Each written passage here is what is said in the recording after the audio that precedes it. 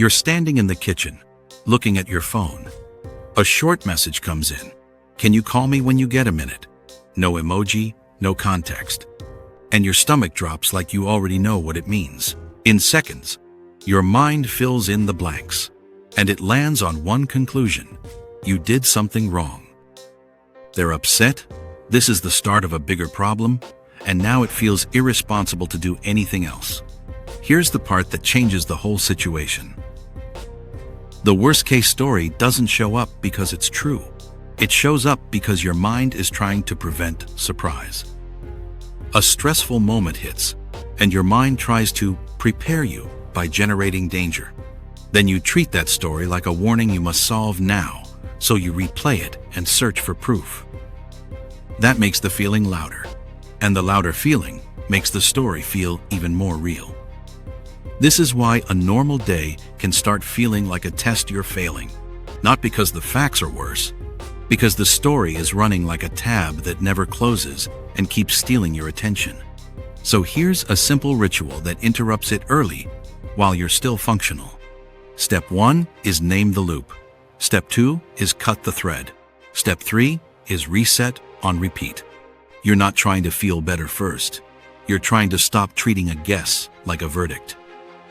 Step 1. Name the loop. One short sentence, plain words. This is a trap story. Or, this is the worst-case movie. That sentence matters because it separates you from the thought without needing to fight it. Step 2. Cut the thread. 2 lines only. What you know for sure, and what you're guessing. Just what you actually have. Not what you fear. Not what could happen. Just what you actually have. Step 3. Reset on repeat. Pick one tiny move you can finish in 5 minutes, even with the feeling still there.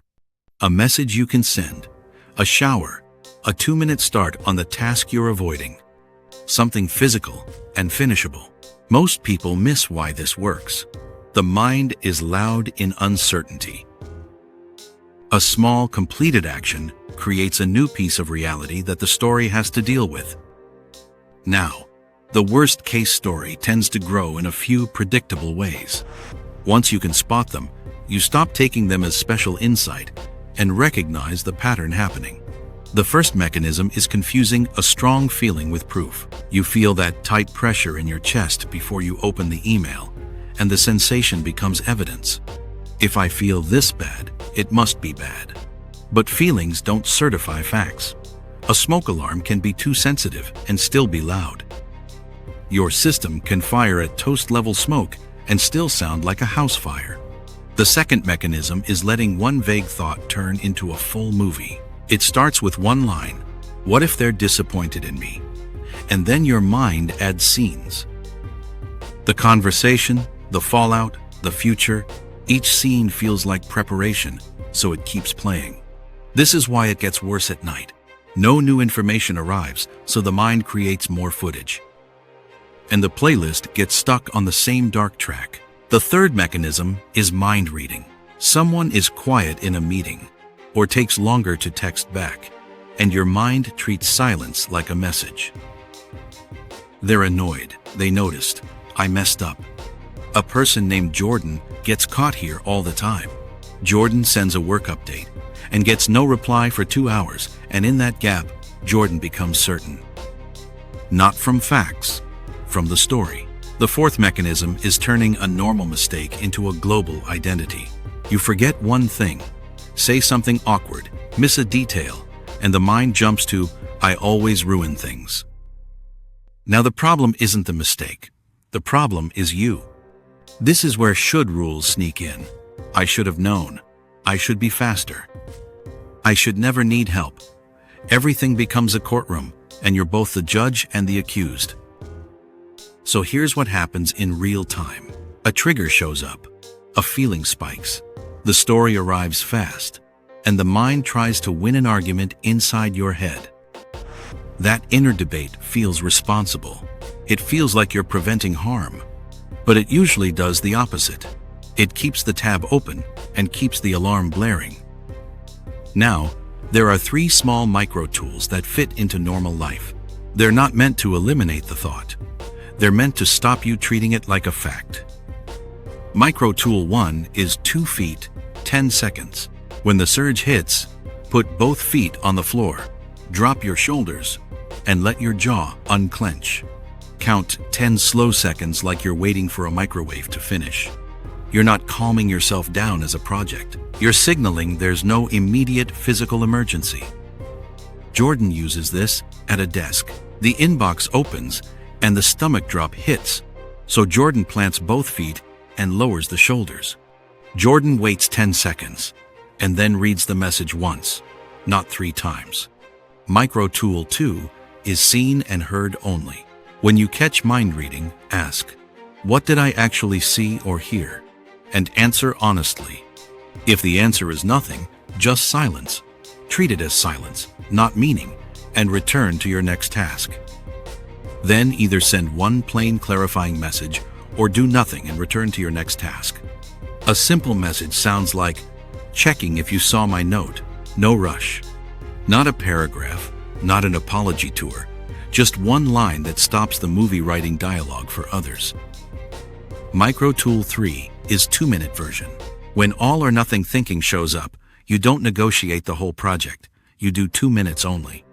You choose the smallest, good enough version and do 2 minutes because it's a strategy for re-entry. This matters because worst-case stories feed on delay, and delay creates more empty space. Empty space is where the mind builds the darker scenes. Now, the common mistakes are predictable too. They're understandable, and they keep the loop running. The first mistake is trying to delete the thought, which turns the thought into a target. And targets stay on the screen longer. If you tell yourself, "Don't think that," you have to check if you're thinking it, so you keep looking. It's like trying to fall asleep by monitoring sleep. The second mistake is debating the thought like it deserves a courtroom. You gather arguments, search your memory, rehearse explanations, and 30 minutes later, you're just more activated. You're not safer, and the story feels important because you gave it time. The third mistake is waiting to feel calm before taking the next small action. That sounds reasonable, but it flips the order.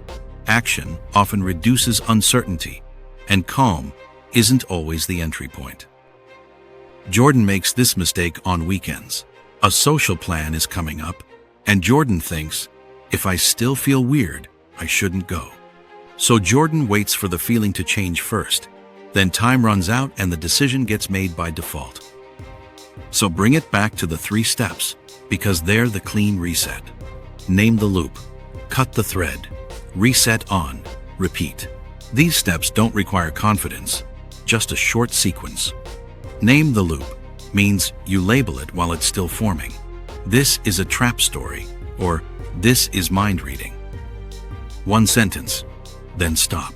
Cut the thread means you separate what you know from what you're guessing. What you know, they asked to call. What you're guessing, I'm in trouble. That separation is the cut. It prevents the guess from borrowing the weight of the fact. Reset on repeat means you choose a 5-minute move.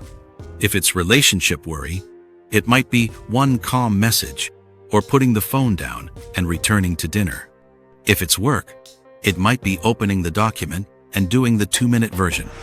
If it's a body surge, it might be 2 feet, 10 seconds before you do anything else. A lot of people think the goal is to have a better story. Usually, the real goal is to stop feeding any story that hasn't earned evidence, because you have a day to live. Here's a moment you'll recognize.